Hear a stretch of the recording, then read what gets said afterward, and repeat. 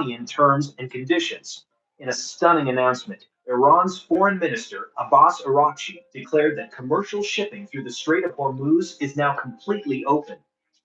In an ex post, the Iranian foreign minister said, and I quote, in line with the ceasefire in Lebanon, the passage for all commercial vessels through Strait of Hormuz is declared completely open for the remaining period of ceasefire on the coordinated route as already announced by Ports and Maritime Organization of the Islamic Rep of Iran.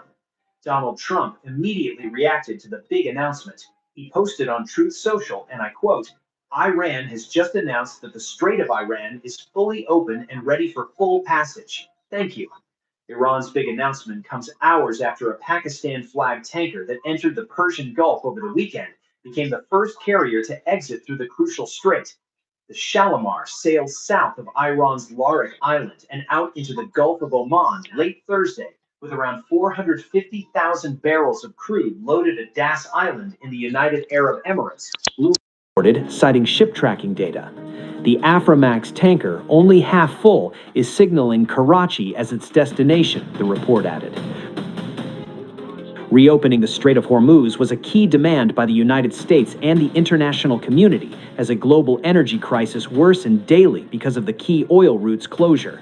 Prior to the reopening of the Hormuz, Iran had reportedly stopped all petrochemical exports to meet domestic markets' demands. In nur wenigen Sekunden verwandeln Sie einen Haufen Rost in glänzende Schätze. Entwickelt in einem industriellen. Mujtaba Khamenei has hit back after Donald Trump imposed a blockade of the Strait of Hormuz. Iran has halted all petrochemical exports to prevent shortages of raw materials at home, Reuters reported, citing financial newspaper Dunya-e-Iqtisad. Iran saw its key petrochemical hubs Asaluye and Mashhar targeted by Israel during the war. The direction to stop petrochemical exports was issued by a senior national petrochemical company official overseeing downstream industries and ordered petrochemical firms to suspend exports until further notice. According to the report, the export ban primarily aims to stabilize domestic markets and ensure supply to industries following damage caused by recent attacks. Domestic prices for petrochemical and related products have been held at pre-conflict levels despite rising global prices, with officials saying the measures would remain in place to support local industry and consumers. Iran's key petrochemical production hubs in Asaluye and Mashhar were targeted by the Israeli military in recent weeks. The Israeli strikes hit the utilities companies providing feedstock for petrochemical plants and disrupting production. The U.S. military began blocking shipping traffic in and out of Iran's ports this week, a move aimed at dropping Iran's export revenues and exerting pressure on Tehran as Iranian and American diplomats consider a second round of peace talks during the ongoing ceasefire. According to Fars News, Iran exports around 29 million tons of petrochemical products per year, worth $13 billion. Earlier, Donald Trump imposed the military blockade of all Iranian ports on the Persian Gulf and Gulf of Oman. The U.S. military said it would still allow ships traveling between non-Iranian ports to pass through the Strait of Hormuz. Has your timetable changed in any way in terms of ending this conflict? No, it's going on. Just right now, there's no fighting. Right now, we have a blockade. They're doing no business. I didn't like seeing boats come out if they were doing business with Iran, but if they weren't, no boats came out. So now Iran is doing absolutely no business, and we're going to keep it that way very easily. Don't forget, their Navy is gone, their Air Force is gone, their anti-aircraft is gone, their radar is gone, and their leaders are gone. Thank you, Mr. President. Is it your understanding that during this period of time, while the U.S. has instituted this naval blockade, that oil companies will be able to send their oil tankers through the strait, get more oil out from this area? Yeah, I think they're going to be doing very well there, and I think they're doing very well here. You know, a lot of tankers are coming up here. They're coming in empty and out full. And we have a great capacity to take care of that business. Oil choke points, warships on edge, and behind closed doors, whispers of a deal. The Strait of Hormuz has turned into the world's most dangerous bargaining table, where missiles, markets, and diplomacy collide in real time. Energy prices are surging, naval patrols are tightening, and now a quiet signal from Iran: ease the pressure on one side of the strait in exchange for something from Washington. According to Reuters, Iran is weighing a proposal, one that could allow ships to pass more freely through the Omani Channel. But there's a critical unknown. Would vessels linked to Israel be included? A Western official confirms the idea has been quietly discussed, but whether the United States has responded remains unclear. This comes after a sharp escalation. Iran had already tightened restrictions on what it calls enemy ships following joint U.S.-Israel strikes. And then another turning point. On the heels of failed talks, U.S. President Donald Trump announced a naval blockade. Now the world watches the strait, where every move could tip the balance. The stated aim, according to United States Central Command, was to choke off Iranian trade. CENTCOM claimed that multiple vessels had been turned back and none had breached the cordon since the blockade began. Yet maritime tracking data showed a Maltese-flagged tanker, Agios Fanurios 1, transiting Hormuz the same day, raising questions about how airtight the blockade truly is. The stakes are global. Roughly a fifth of the world's oil and liquefied natural gas passes through Hormuz, and disruptions have already rattled markets. This week, the International Monetary Fund warned that prolonged interference in the strait could stoke fresh waves of inflation worldwide. Adding to the intrigue, Trump claimed on Truth Social that he was permanently opening Hormuz and suggested that Chinese President Xi Jinping would welcome the move when they meet next month. Trump wrote that Beijing was very happy and even asserted that Xi had assured him China would not supply weapons to Iran.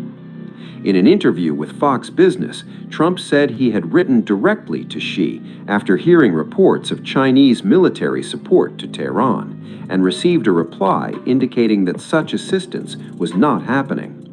Beijing, however, struck a different tone. A day earlier, China described the U.S. blockade as dangerous and irresponsible, urged both Washington and Tehran to respect the ceasefire, and denied any military aid to Iran. Chinese officials also warned they would retaliate if Washington imposed tariffs over the allegations. As diplomacy, deterrence, and doubt swirl together, the Strait of Hormuz remains both a flashpoint and a negotiating chip, where every ship's passage now carries geopolitical weight.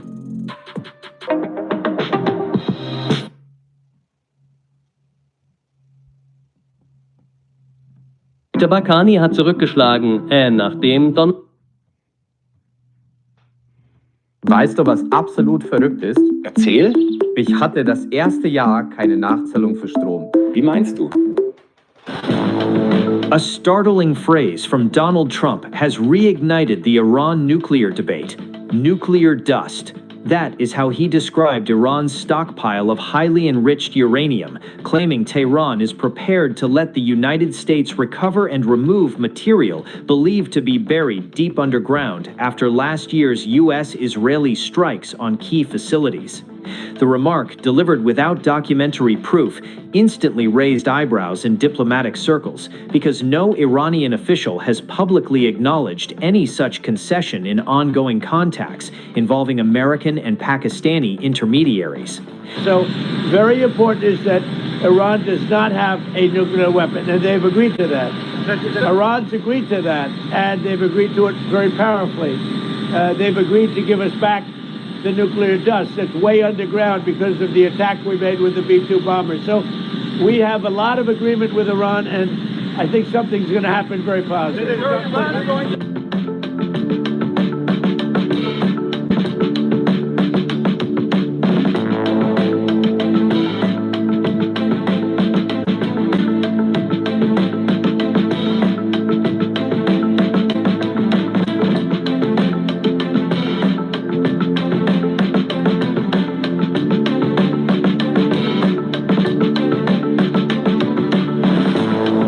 Trump asserted there would be no enrichment of uranium, adding U.S. teams could dig up and remove what he called the buried remnants of Iran's program. If accurate, such a step would mark a major shift in efforts to curb Iran's theoretical pathway to a bomb. Yet for now, the claim stands unverified by Iran, which has consistently maintained that its nuclear work is for civilian energy and national power security. Before the joint U.S.-Israeli strikes in June, international monitors believed Iran possessed over 400 kilograms of uranium enriched to 60% purity and nearly 200 kilograms enriched to 20%, levels that can be further processed to weapons grade. Data cited by the International Atomic Energy Agency suggested this stockpile was one of the central concerns driving Western pressure. Iran, however, argues its enrichment levels are tied to energy ambitions, not weaponization. Iran has announced plans to expand nuclear electricity generation to 20 gigawatts by 2041. In reality, its only functioning reactor at Bushehr nuclear power plant, built with Russian assistance and operational since 2013, produces about 1,000 megawatts, roughly 1% of national electricity output. Energy analyst Umud Shokri, speaking to Deutsche Welle, noted that Iran's vast gas reserves make nuclear power an economically inefficient choice for large-scale generation, underscoring why skeptics question Tehran's stated rationale. According to Rafael Grossi, much of Iran's nuclear material is believed to be stored at two sites struck by the U.S., an underground tunnel complex near Isfahan and facilities at Natanz. Reports indicate Iran retains the technical capacity to rebuild enrichment infrastructure elsewhere, including through concealed centrifuge arrays. Meanwhile, Donald Trump set off fresh intrigue on Thursday, saying he may travel to Islamabad if a war-ending deal with Iran is signed there. Would you ever go to Pakistan to seal the deal yourself? I would go to Pakistan, yeah. Pakistan has been great. They've been so good. Islamabad, I might go. Yeah, I might go. If the deal is signed in Islamabad, I might go. The field marshal has been great. The prime minister has been really great in Pakistan. So I might go. They want me. Trump went further, claiming, without presenting evidence, that Tehran has agreed to surrender enriched uranium believed buried after last year's U.S.-Israeli strikes. He said the proposed deal would require Iran to abandon its nuclear program and would unlock free oil while reopening the Strait of Hormuz to ease global supply fears. Iran, however, has not publicly acknowledged making any such concessions, leaving Trump's bold assertions hanging amid high-stakes diplomacy. But the unresolved nuclear question remains the core friction point in U.S.-Iran talks. While a pledge not to build a weapon carries symbolic weight, the far more consequential move would be relinquishing existing enriched uranium. We're focused so much right now on Iran, seeing if we can get that completed. And I think we're going to be important. And I think if you look, the stock market is good, the oil prices are coming down, and it's looking very good that we're going to make a deal with Iran, and it's going to be a good deal. It's going to be a deal with no nuclear weapons. When is the next in-person round of negotiations on the war in Iran? They're all important. I mean, it's not a question of around. All of them are important. Probably, maybe over the weekend. Maybe over the weekend. Just so you understand, the blockade has been incredible. It's held. They're not doing any business. They're unable to do any business because of the blockade. And so the combination of having no Navy, having no Air Force, having no anti-aircraft equipment, they have nothing. Everything is gone, including their leaders. Now they have a new set of leaders, and we find them very reasonable. On the 20-year minimum to stop enriching uranium? Well, we haven't agreed to any. We haven't agreed to any. What we have is we have a statement, very powerful statement, that they will not have beyond 20 years. Are you considering extending the ceasefire with Iran? With who? With Iran.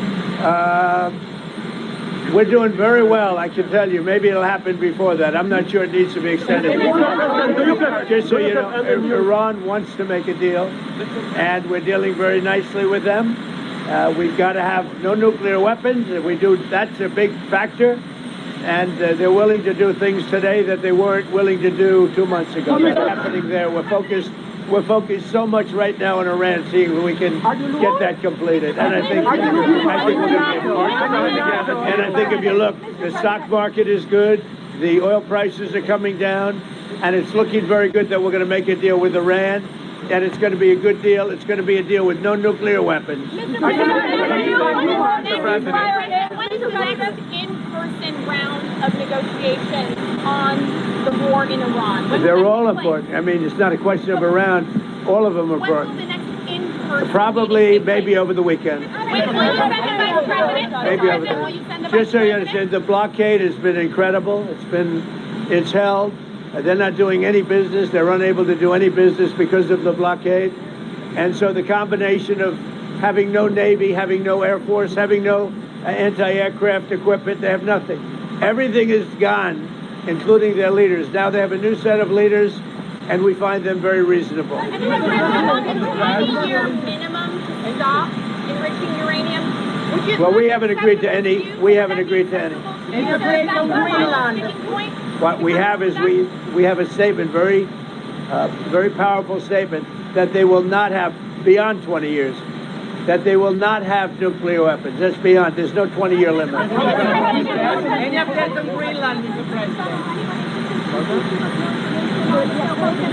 I think that Todd Blanche is doing a very good job, from what I'm saying. I mean, all I can say thus far, I think Todd Blanche is doing a very good job. If there's no deal, would you be willing to extend the ceasefire, or will the fighting resume, Mr. President? I would say the fighting. If there's no deal, fighting resumes. Okay, and then on gas prices, how much longer will Americans continue to see these high gas prices? Well, they're not very high. If you look at what they were supposed to be in order to get rid of a nuclear weapon, with the danger that entails. So the gas prices have come down very much over the last 3-4 days.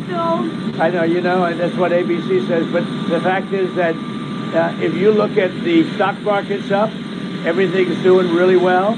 And the big thing we have to do is we have to make sure that Iran does not have a nuclear weapon, because if they do, you want to talk about problems, you'd have problems. So very important is that Iran does not have a nuclear weapon, and they've agreed to that. Iran's agreed to that, and they've agreed to it very powerfully. They've agreed to give us back the nuclear dust that's way underground because of the attack we made with the B-2 bombers. So we have a lot of agreement with Iran, and I think something's going to happen very positive. Endlich Frühling. Nur noch kurz den Rasen.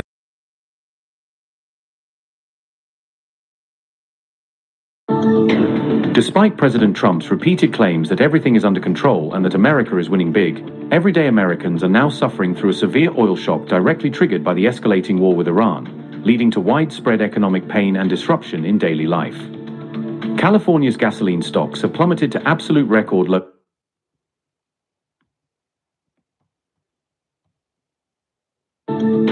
Despite President Trump's repeated claims that everything is under control and that America is winning big, everyday Americans are now suffering through a severe oil shock directly triggered by the escalating war with Iran, leading to widespread economic pain and disruption in daily life. California's gasoline stocks have plummeted to absolute record lows never seen before, causing gasoline prices to skyrocket dramatically across the state and putting immense pressure on drivers, businesses, and families who rely on affordable fuel to get by. Could real panic finally set in after just 2 more weeks of this chaos, as experts across the energy sector are now urgently warning of a full-blown oil crisis unfolding right here in the United States that could cripple the economy? Are Americans now forced to pay the heavy price for Trump's controversial Hormuz blockade, especially after his administration's complete failure to successfully reopen the vital strait and restore normal oil flows from the region? Even as alarm bells ring loudly at home with skyrocketing prices and shortages hitting hard, Trump boldly claims total victory on the world stage and doubles down by sending another 10,000 American troops straight into the volatile Middle East theater. I will say the war in Iran is going along swimmingly. We can do whatever we want. And it should be ending pretty soon. It was perfect. I mean, it's perfect. It was the power we have, our military. We have the most powerful military anywhere in the world. I built it 4 years, my first 4 years. California stands among the very first states in the United States to feel the devastating effects of the oil shock stemming directly from the ongoing conflict with Iran, hitting residents with immediate shortages and soaring costs. California's gasoline inventories have sharply declined to unprecedented record lows amid this turmoil, even as fuel prices continue to surge upward at gas stations across the state, squeezing consumers harder every day. A deeply worrying situation unfolding in California was exclusively revealed by the Reuters news agency in their detailed report published just yesterday on April 16th, shining a spotlight on the brewing crisis. Californians are now shelling out an average of $5.86 per gallon for fuel at the pump, marking the highest price anywhere in the entire US and turning routine drives into a major financial burden for millions.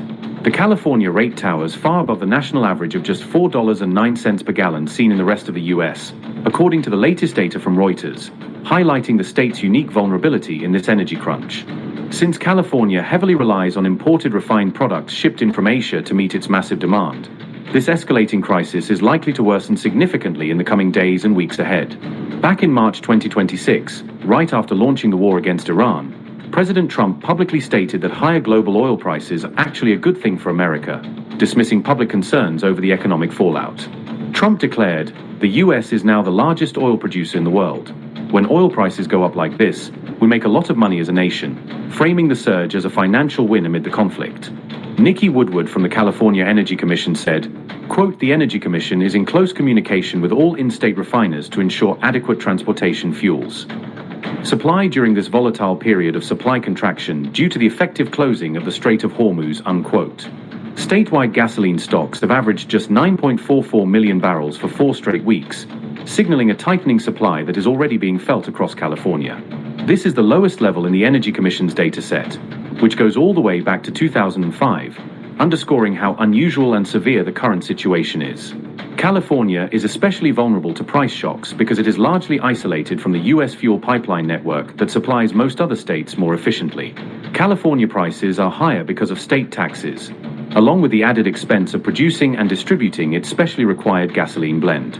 That gasoline blend was originally developed to reduce smog, which was once a constant and visible problem in Los Angeles and surrounding areas. Der Kunde will einen Energiespeicher, hat aber